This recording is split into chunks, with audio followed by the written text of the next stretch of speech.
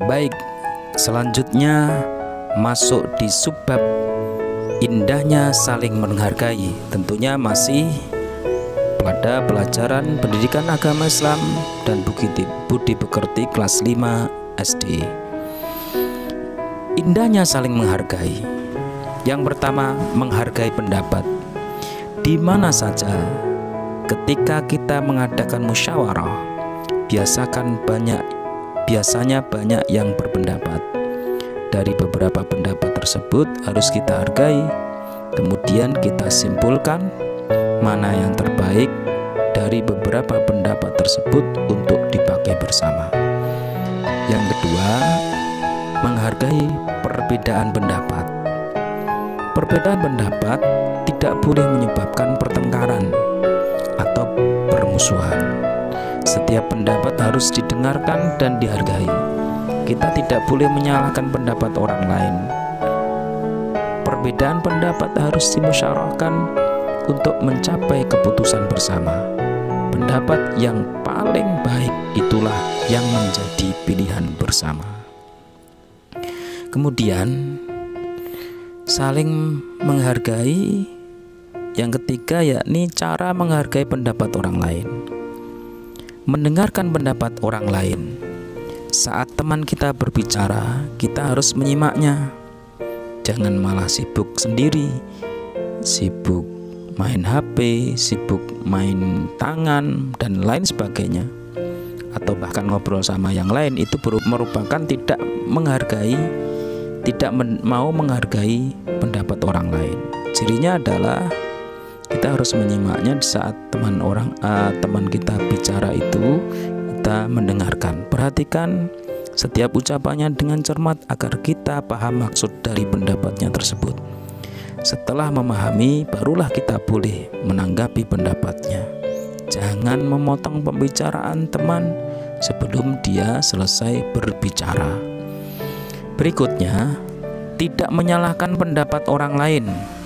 Sikap menyalahkan pendapat orang lain harus dihindari. Hal itu akan menyebabkan pertentangan pendapat.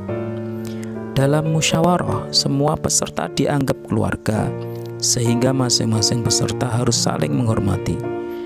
Semua pendapat harus didiskusikan, meskipun semua pendapat tidak disetujui.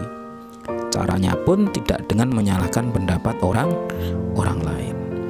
Berikutnya, menyanggah pendapat dengan santun.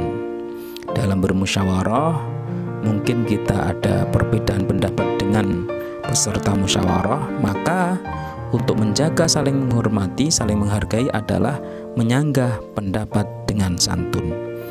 Ketidaksetujuan terhadap pendapat orang lain harus disampaikan dengan cara yang santun. Gunakanlah perkataan yang sopan, misalnya, "Maaf, saya tidak sependapat dengan kamu," atau "saya punya pendapat lain yang berbeda."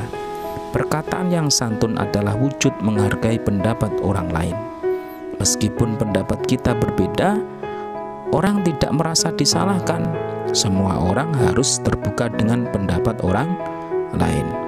Berikutnya, mendukung pendapat yang benar.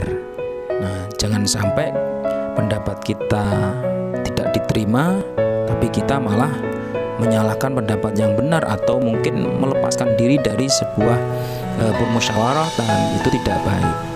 Kalau pendapat kita tidak terima, tetap kita menerima pendapat yang baik dan bahkan yang lebih baik, dan itu menjadi sepakatan bersama.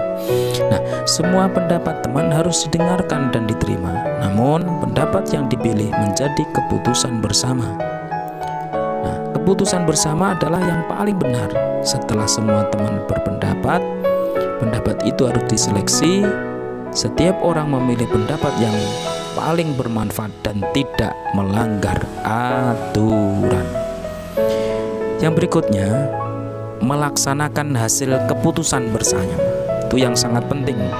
Kadang ketika bermusyawarah sudah selesai, kemudian ternyata pendapat kita yang tidak diterima atau pendapat orang lain yang justru diterima, kadang kita ada penyakit tidak mau menghargai pendapat itu sehingga kita tidak mau melaksanakan. Nah, ini tidak boleh menjadi ciri khas orang soleh.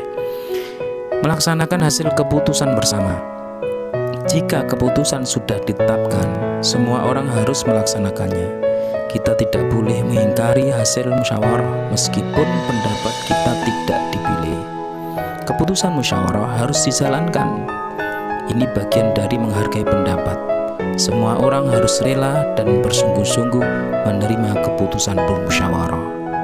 Maka ketika kita bermusyawarah itu sama dengan atau kita niatkan menjalankan perintah Allah, wasyawirhum fil amr.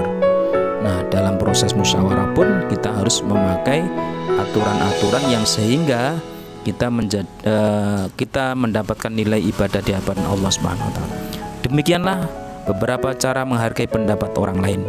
Biasakanlah menghargai pendapat teman agar dia juga menghargai pendapat kita. Jika semua orang saling menghargai, musyawarah akan berlangsung damai dan menghasilkan keputusan yang bermanfaat bagi semuanya. Terima kasih, semoga ilmunya bermanfaat. Amin ya Rabbal Alamin. Sekian, wassalamualaikum warahmatullahi wabarakatuh.